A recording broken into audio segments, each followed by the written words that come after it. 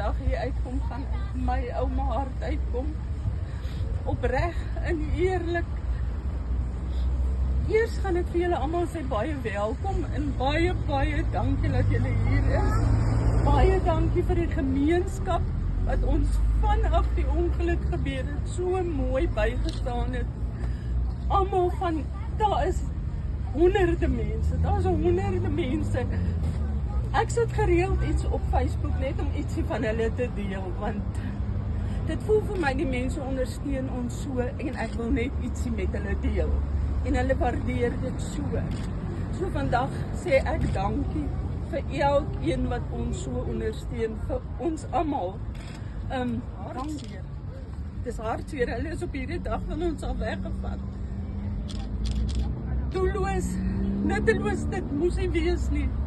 Maar hulle is weggevat. Die hoekoms en die waaroms gaan daar wees. Dit is daar. Maar eendag voel ek, gaan ons antwoorde kry. Ons gaan. En ek kan vir julle vandag sê, ek lewe om by hulle te wees. Eendag. Daar waar hulle nou is. Want ek glo hulle is gelukkig. En hulle wil nie met ons plekke ruil nie. Hulle wil nie. Hulle wil nie terugkom nie. Hulle wil nie, en ek glo ook hulle lewe elke dag om ons, my kinders, om ons Chrissie.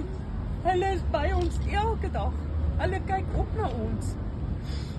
En dan, wat ek dan